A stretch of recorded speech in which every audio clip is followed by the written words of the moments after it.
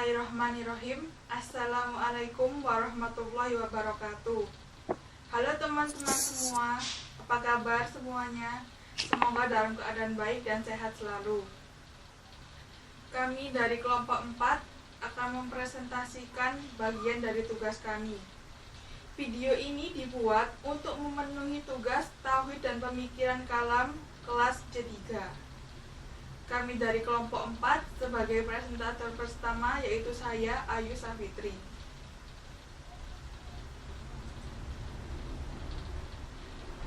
Pada bagian keempat ini akan menjelaskan pemikiran kalam aliran Khawarij. Di sini pada bagian pertama akan menjelaskan pengertian Khawarij. 2. Sejarah aliran Khawarij berupa latar belakang, kelahiran, pertumbuhan dan perkembangan aliran Khawarij. Juga ajaran dan doktrin-doktrin aliran Khawarij. Pertama, pengertian Khawarij. Secara etimologi, Khawarij berasal dari bahasa Arab kharaj yang berarti keluar, muncul, timbul atau memberontak. Secara terminologi, suatu sekte atau kelompok atau aliran pengikut Khalifah Ali bin Abi Thalib yang keluar meninggalkan barisan karena tidak sepakat dengan keputusan Khalifah yang menerima tahkim dari Muawiyah bin Abi Sufyan. Dalam peristiwa Perang Siffin yang terjadi pada tahun 37 Hijriah yang bertepatan dengan tahun 648 Masehi. Kemudian ada sejarah aliran Khawarij. Latar belakangnya, para ahli sejarah berbeda pendapat dalam menanggapi hal tersebut. Namun, di antaranya yang paling dominan yaitu pertama, perbedaan pendapat masalah khalifah merupakan sebab yang dominan. Sebab seorang tidak berhak menjadi khalifah sebelum memenuhi kriteria yang mereka tentukan. 2. Permasalahan tahkim. 3.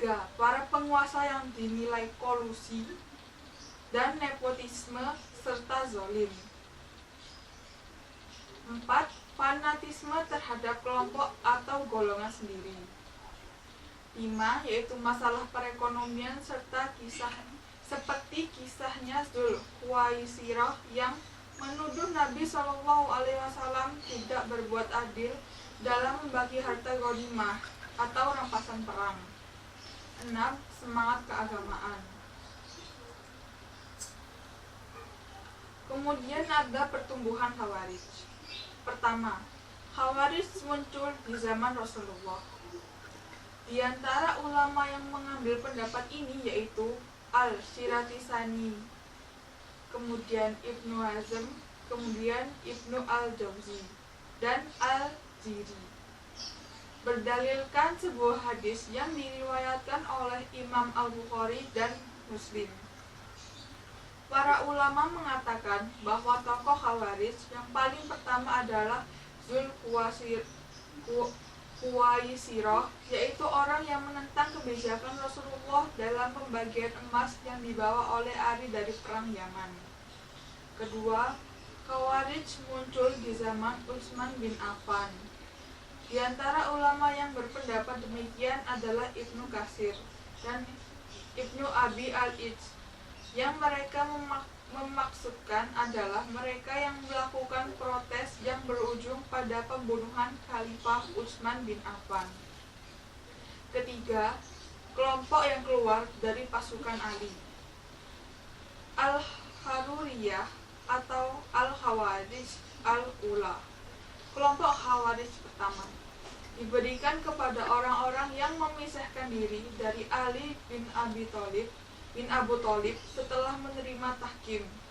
Orang-orang ini menganggap bahwa tahkim merupakan kesalahan yang dapat membawa pada kekafiran. Maka, setelah peristiwa tahkim ini, mereka keluar dari kelompok Ali dan berkumpul di desa Harura di wilayah Irak. Kemudian perkembangan golongan Khawarij berkembang dan melalang buana kurang lebih selama 2 abad lamanya. Kemudian pecah menjadi 20 golongan menurut Al-Baghdadi. Kelompok Khawarij terpecah menjadi 7 kelompok, yaitu kelompok Muhakimah, Ula, Azariko, Najad, Sa'alibah, Ajaridah, Ibadiyah, dan Sufriyah. Ketujuh kelompok ini terpecah lagi menjadi kelompok-kelompok yang lebih kecil, hingga jumlah kelompok Khawarij mencapai 20 kelompok sebelum akhirnya tinggal nama ditelan oleh zaman.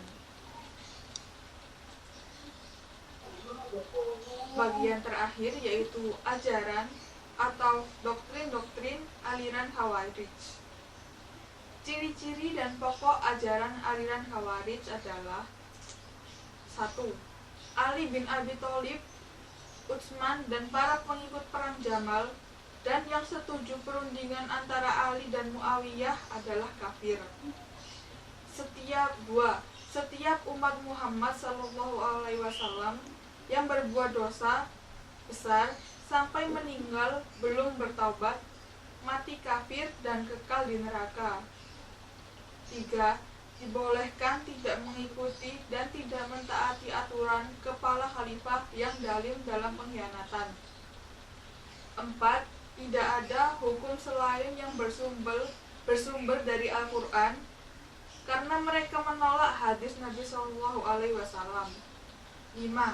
Anak orang yang mati sebelum balik masuk neraka, karena dihukumi kafir seperti orang tuanya. 6. Semua dosa adalah dosa besar, tidak ada dosa kecil. 7.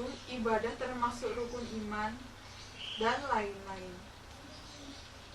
Untuk pendapat pokok tersebut, terdapat pendapat lain tentang doktrin dari Khawarij. Di antaranya yaitu doktrin politik. Dikatakan doktrin politik karena secara praktis yakni kemahiran bernegara atau kemahiran berupa menyelidiki manusia dalam memperoleh kekuasaan, atau kemahiran mengenai latar belakang, motivasi, dan hasrat mengapa manusia ingin memperoleh kekuasaan. Khawarij dapat dikatakan sebagai sebuah partai politik. 1. Beberapa contoh doktrin politik yaitu: 1. Khalifah atau imam harus dipilih secara bebas oleh seluruh umat Islam. 2. Khalifah tidak harus berasal dari keturunan Arab. Dengan demikian, setiap orang muslim berhak menjadi khalifah apabila sudah memenuhi syarat. 3. Khalifah dipilih secara permanen selama yang bersangkutan bersikap adil dan menjalankan syariat Islam. Ia harus dijatuhkan, bahkan dibunuh kalau melakukan kezaliman. Kemudian, khalifah sebelum Ali adalah sah, tetapi setelah tahun ke-7 dan masa kekhalifahannya, Utsman dianggap telah menyeleweng. Kemudian ada doktrin teologi. Beberapa contoh doktrinnya yaitu: seseorang yang berdosa besar tidak lagi disebut muslim sehingga harus dibunuh. Mereka menganggap bahwa seorang muslim dapat menjadi kafir apabila ia tidak mau membunuh muslim lain yang telah dianggap kafir, dengan resiko ia mengganggu beban harus dilenyapkan pula. Kemudian doktrin lainnya, setiap muslim harus berhijrah dan bergabung dengan golongan mereka. Bila tidak mau bergabung, ia diwajibkan pergi karena hidup dalam Dar al-Harb, negara musuh. Sedang golongan mereka sendiri dianggap Dar al-Islam, negara Islam. Kemudian, seseorang harus menghindari pemimpin yang meleweng. Juga adanya wa'ad dan wa'id, orang yang baik harus masuk surga, sedang orang yang jahat harus masuk ke neraka. Sekian dari presentasi saya, kurang lebihnya mohon maaf. Dilanjutkan oleh pemateri kedua pada pada video berikutnya. Terima kasih atas perhatiannya. Wassalamualaikum warahmatullahi wabarakatuh.